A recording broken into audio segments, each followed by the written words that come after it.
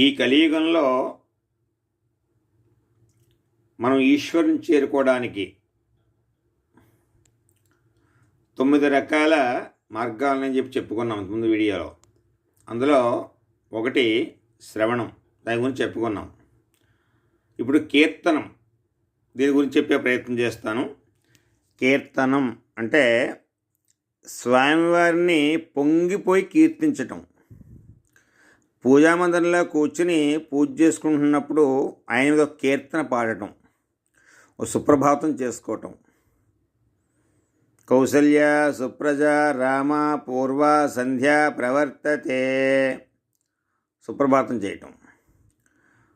లేదని ఒక అన్నమయ్య కీర్తన పాడటం. వినరో భాగ్యము విష్ణు కథ, అలా. లేకపోతే ఒక సుబ్రహ్మణ్య స్వామి యొక్క కరావలంబ స్తోత్రాన్ని చెప్పడం.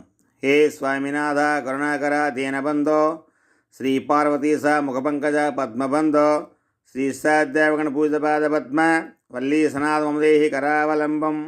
అలా ఏదో కీర్తన, ఒక పాట మీకు చక్కగా ఒక మంచి పాట మీరు నేర్చుకుని స్వామి మీద శివ శివ శంకర భక్తవ శంకర శంభో హర హర నమో నమో, ఇలా పాట. ఒక దేవాలయ ప్రాంగణంలో కూర్చున్నప్పుడు స్వామిని చూసి పొంగిపోతూ ఒక పాట, ఒక కీర్తన. లేదు స్వామి గురించి ఎప్పుడు స్వామి గురించే మాట్లాడడం, ఎప్పుడు ఈశ్వరుడి గురించే మాట్లాడడం, నోరిప్పితే ఈశ్వరుడి గురించి మాట్లాడడం, అది కూడా కీర్తనలోకి వస్తుంది. అలా సాయంకాలం చక్కగా మీరు సాయంకాలం పూట రాత్రిపూట ఒక అన్నమయ్య కీర్తన, జో అచ్యుతానంద జో జో ముకుంద రావే పరమానంద రామ గోవింద జో జో.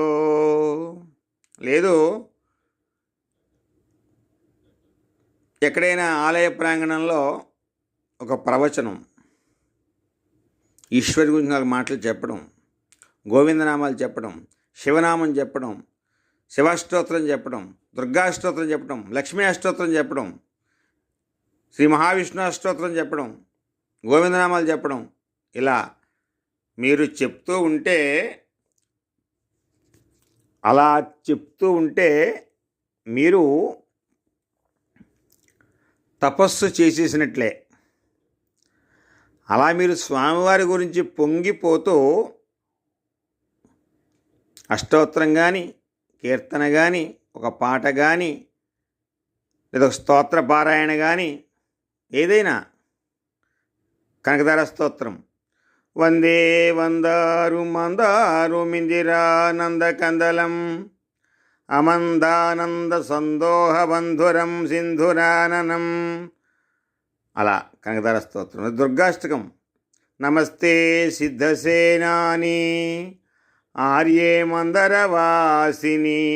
ఇలా ఈ చెప్పినప్పుడు, ఈ అష్టోత్తరం పాడినప్పుడు కానీ, ఈ కీర్తనలు పాడినప్పుడు కానీ భక్తితో పరవశించి పాడాలి సుమా.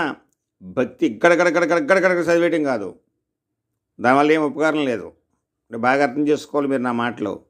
గడగడ గడగడ గడగడ చదివేయటం కాదు, భక్తితో స్వామి పాదాల వెంక చూస్తూ, అమ్మవారి పాదాలను చూస్తూ భక్తితో మీరు కీర్తన చేయాలి. అలా కీర్తన చేస్తే మీకు తపస్సు చేసిన ఫలితాన్ని ఇస్తారు. దీనికి ఈ కీర్తనకి ప్రతినిధి శుకబ్రహ్మ గారు.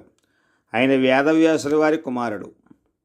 ఆయన 7 రాత్రుల్లో 7 పగళ్ళలో పరీక్షిత్ మహారాజు గారికి భాగవత ప్రవచనం చెప్పాడు.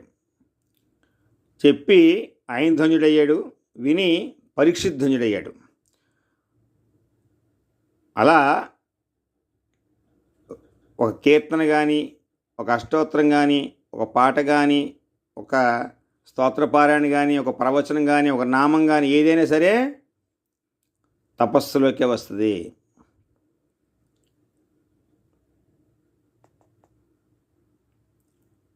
సర్వే జన సుఖినో భవంతు. సర్వం శ్రీ ఉమామహేశ్వర పరబ్రహ్మార్పణమస్తు. స్వస్తి. జై గురుదేవ్. ఈ వీడియో చక్కగా మీరు కొంతమందికి ఫార్వర్డ్ చేయండి. అలాగే మా ఛానల్ సబ్స్క్రైబ్ చేసుకోండి. శుభం భూయాత్. అందరూ కూడా చక్కగా ఈ యొక్క మా వీడియోని నోటిఫికేషన్గా పొందండి. జై గురుదేవ్.